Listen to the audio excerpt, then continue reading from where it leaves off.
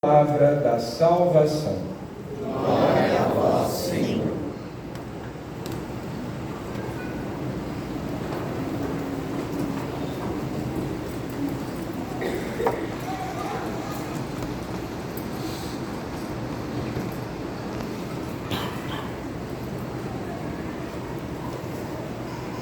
Caros irmãos, queridas irmãs, quarto domingo da Quaresma, domingo letário, domingo da alegria.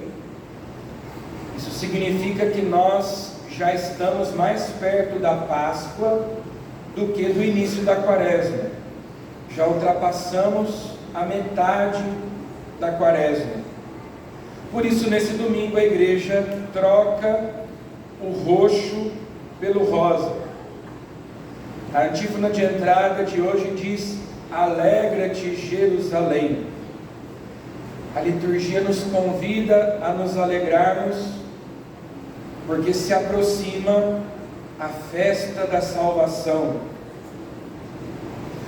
E se nós prestarmos bem atenção, nós hoje podemos fazer uma retrospectiva do caminho que fizemos até aqui, do nosso itinerário, do nosso percurso quaresmal.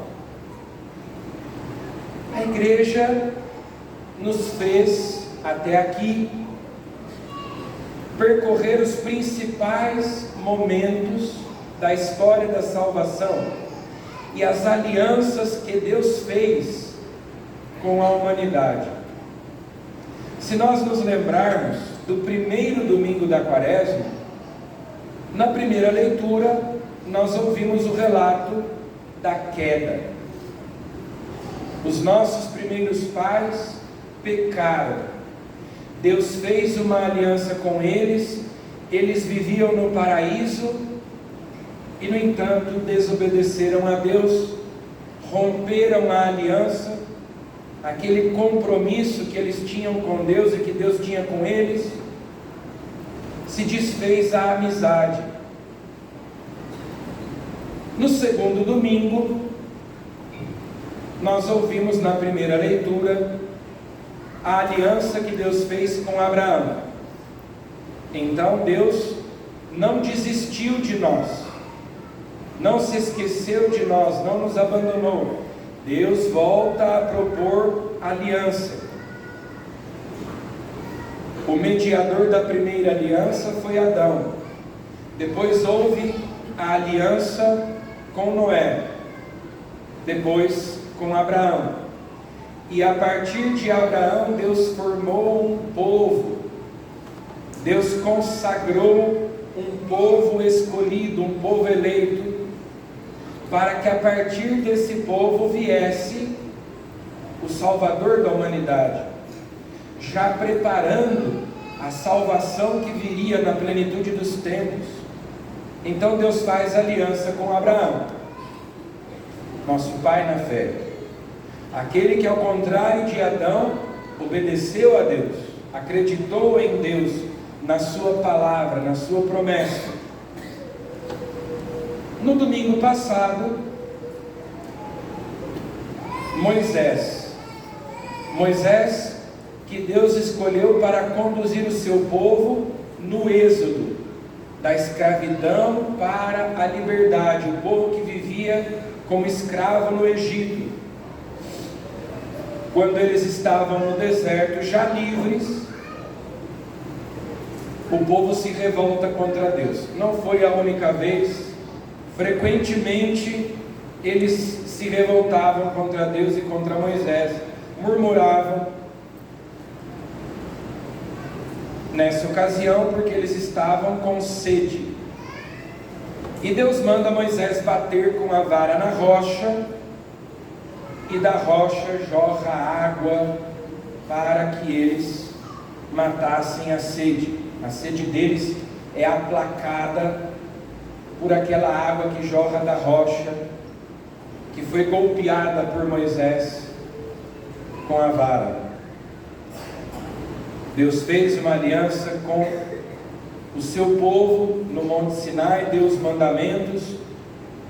Moisés é o mediador dessa aliança. Vejam como a história da salvação é a história das alianças que Deus faz com a humanidade.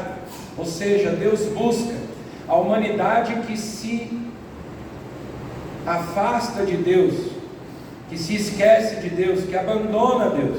Mas Deus não nos abandona. A humanidade que se esconde, que foge para longe da presença de Deus, mas tal como o bom pastor, Deus busca, Deus insiste, Deus não desiste, não se cansa de oferecer perdão, reconciliação, misericórdia. Deus oferece de novo alianças. E hoje a primeira leitura fala de Davi, da escolha, da eleição, da unção do rei Davi, pelo profeta Samuel, porque Deus vai fazer uma aliança com Davi também, e vai prometer para ele que o Messias, aquele que tem a plenitude da unção de Deus, será descendente dele, e que portanto Deus dessa maneira manterá o reino de Davi para sempre. Então nós ouvimos hoje na primeira leitura que o profeta Samuel vai à casa de Jessé para escolher um novo rei, para ungir um novo rei.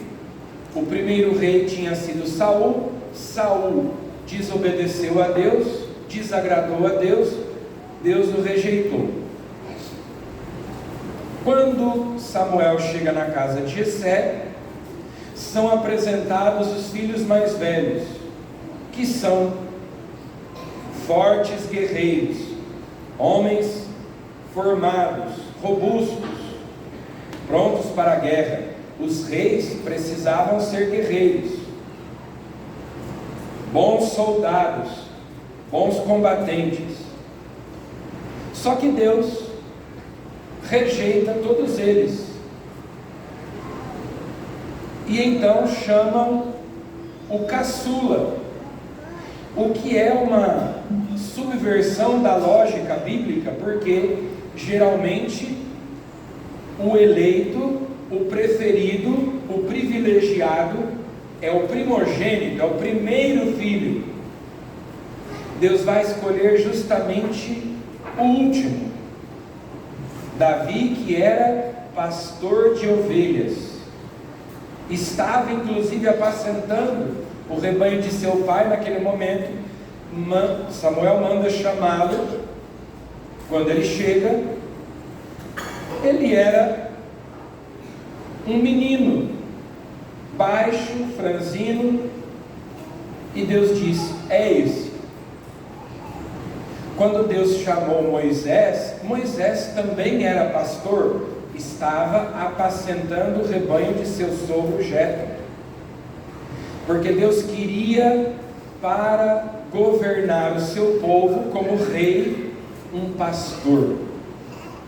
pastor que apacentasse, que cuidasse, que conduzisse o seu povo, sendo já uma prefiguração de Cristo, o bom pastor que deu a vida por nós, suas ovelhas.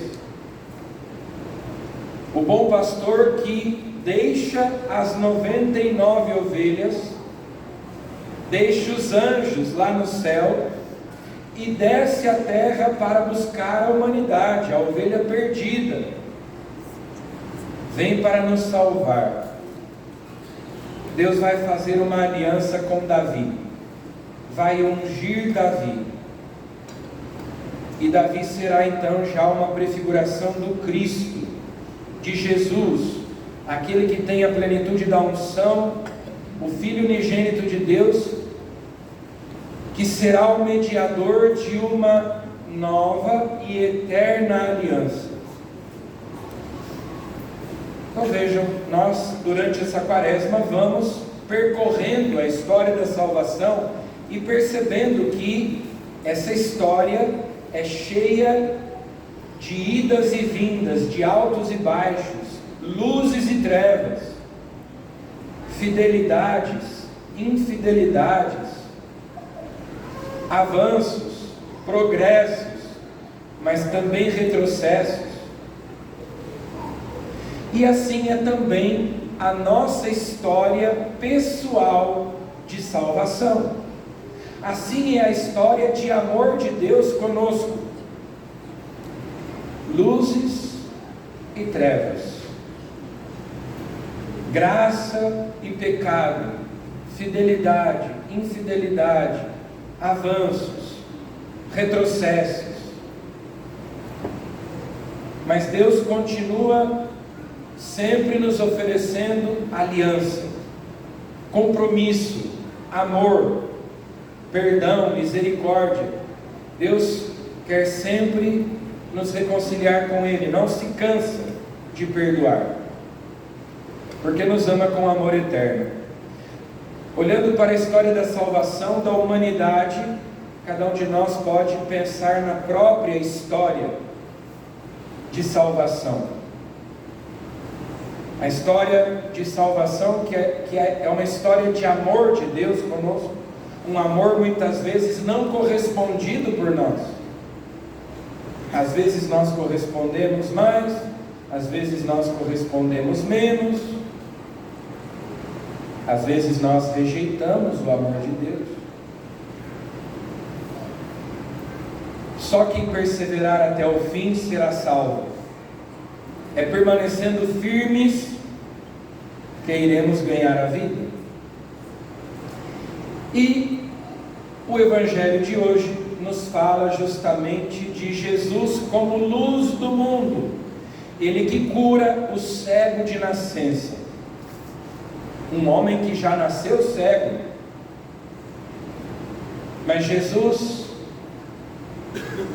mistura saliva com terra, faz lama, faz barro, coloca nos olhos do cego, manda ele se lavar na piscina de Siloé, que São João faz questão de explicar que Siloé significa enviado, ou seja, existe um significado simbólico.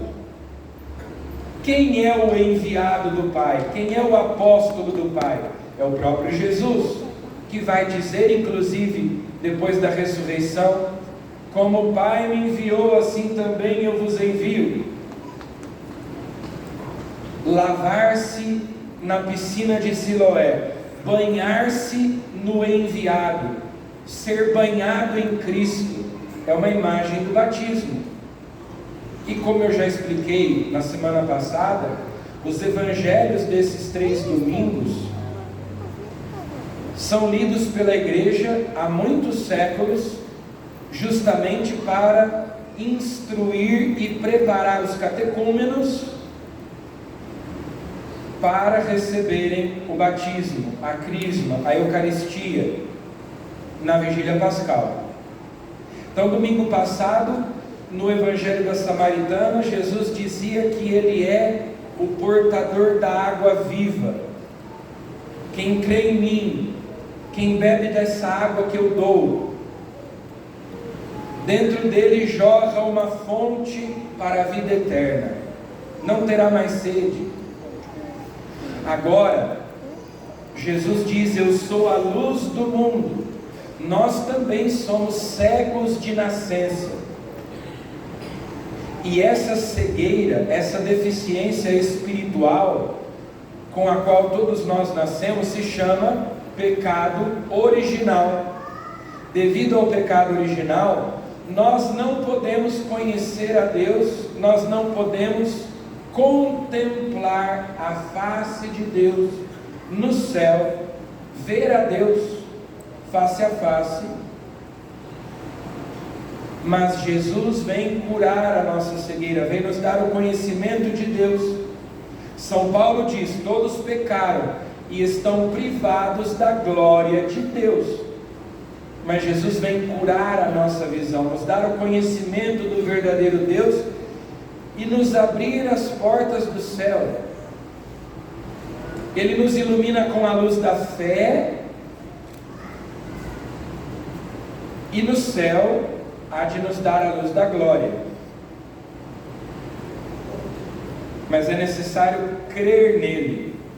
A gente percebe no Evangelho de hoje, São João de maneira muito clara, mostra essa dicotomia entre o cego que crê em Jesus e volta a enxergar, e os fariseus que, porque não creem em Jesus, são chamados de cegos. Ou seja, o cego volta a enxergar com os olhos do corpo, mas lhe é dada também uma visão espiritual. Ele recebe o dom da fé e, portanto, visão espiritual. Se abrem os olhos da sua alma, enquanto que os fariseus se tornam cegos, endurecidos, que estão pela incredulidade do coração, não conseguem acreditar em Jesus. Eles ficam interrogando o cego e perguntando a mesma coisa várias vezes, e eles não conseguem acreditar. Chamam os pais do cego, aí chamam de novo o cego, mas não conseguem acreditar na palavra de Jesus.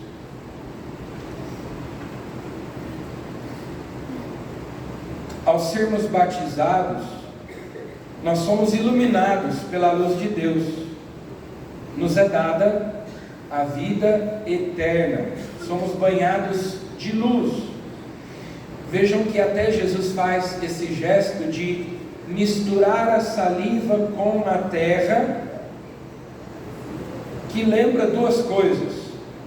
Primeiro, que o homem foi formado do pó da terra, foi feito com barro, lá no livro do Gênesis, e depois Deus sopra na sua narina o hálito da vida, o sopro da vida, para que o homem se tornasse um ser vivente. Em Cristo nós somos recriados, nós nos tornamos uma nova criatura quando banhados em Cristo.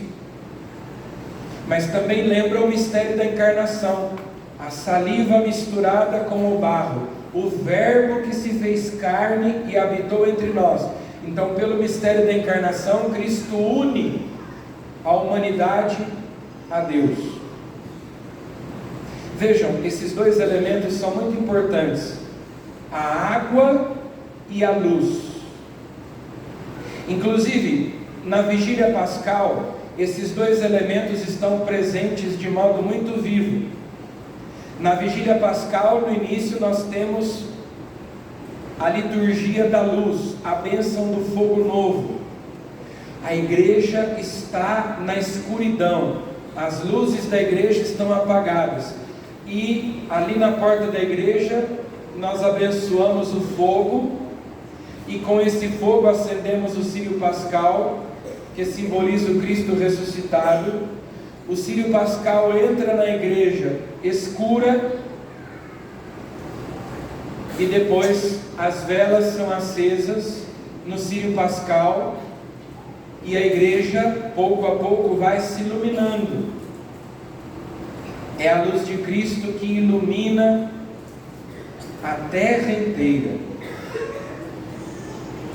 Depois, no momento da bênção da água, no momento da liturgia batismal, o círio pascal é mergulhado na água, para que ela seja abençoada. Nos lembra Cristo descendo as águas do Jordão a fim de santificá-la. Mas vejam só, luz e água são elementos essenciais à vida. Não existe vida sem água, não existe vida sem luz. Nós não podemos viver sem luz e sem água. Assim como nós não podemos viver sem Cristo, ter vida verdadeira, vida em plenitude, em abundância, vida eterna. Ele é o portador da água viva, Ele é a luz da vida. E quando nós temos o círio pascal mergulhado na água, a água é um elemento terrestre. Embora quando chove desce água do céu, mas a água que desce do céu, ela sobe dos rios, dos mares, né? É um elemento terrestre. A luz é um elemento celeste. Quando a gente vai na praia e a gente vê o pôr do sol, o sol que vai descendo no horizonte, e a gente vê que o sol parece que mergulha dentro do mar lá no horizonte. Claro que isso não acontece, mas é a impressão que a gente tem. É como se o céu ali no horizonte se encontrasse com a terra. Quando o céu vai descendo, é igual o Círio Pascal mergulhando na pia batismal, na água, né? Essa união de luz e água é a união do céu e da terra. Na pessoa de Cristo, a humanidade e a divindade se abraçam, se encontram. É o bom pastor que busca a ovelha que se perdeu. Por isso que o salmo de hoje diz: o Senhor é o pastor que me conduz. É o Salmo 22. É o pastor que busca a ovelha perdida, que a reconduz, que a alimenta, que a protege, a defende. São Paulo, na segunda leitura de hoje, diz: outrora, no passado, éreis trevas. Vocês, catecúmenos, já foram iluminados pela luz da fé, do conhecimento de Deus, do Deus verdadeiro e de seu Filho Jesus Cristo, nosso Salvador, mas ainda não receberam a fé infusa, o dom da fé que vem com o batismo, a fé, a virtude infusa da fé, da esperança e da caridade, as virtudes teologais. Vocês serão iluminados, depois de batizados serão chamados de neófitos. E nós, batizados, vamos renovar as promessas do nosso batismo, renunciando a Satanás, a todas as suas obras e seduções, renunciando ao pecado e professando a nossa fé em Deus uno e trino, em Jesus Cristo, verdadeiro Deus e verdadeiro homem, nosso Salvador, único Senhor e Salvador, entregando a nossa vida a Ele. Outrora erais trevas, agora somos luz no Senhor. Unidos a Cristo, luz do mundo, nós também nos tornamos luz, filhos da luz, filhos do dia. Ou seja, a nossa vida tem que ser honesta, a nossa vida tem que ser santa. Nós que fomos iluminados não podemos voltar para a escuridão, voltar para a morte do pecado. Vocês, catecúmenos, depois de serem batizados, não podem continuar vivendo uma vida indigna da condição de filhos e filhas de Deus que será dada a vocês. Mas vocês devem conservar essa luz acesa, conservar a chama da fé acesa no coração, o fogo do amor de Deus ardendo, queimando dentro do coração de vocês, trazer a alma sempre abrasada de amor por Jesus, com essa luz do céu que vai penetrar nos corações de vocês ao serem batizados. Outrora erais trevas, agora não mais. Não dá para ser cristão, ser batizado e continuar vivendo na escuridão, nas trevas. A nossa vida de cristãos deve ser vida de filhos da luz, filhos do dia, uma vida cristalina, uma vida transparente, clara como a luz, que eu não precise ficar escondendo nada, atitudes realizadas ali no segredo, né? São Paulo diz na segunda leitura: o que essa gente faz em segredo tem vergonha até de dizê-lo. Não, nossa vida de cristãos deve ser honesta, santa, pura, agradável aos olhos de Deus. Não voltar para a escuridão depois de ter sido iluminado, não voltar para a morte depois de ter sido ressuscitado, que é o que nos vai dizer o Evangelho do domingo que vem, a ressurreição de Lázaro. Então, queridos irmãos e irmãs, vamos aproveitar estas 3 semanas que nós temos ainda de Quaresma, né, 2 semanas antes da Semana Santa. A igreja hoje nos diz assim: estamos no 4º domingo, coragem, faltam 3 semanas para a Páscoa.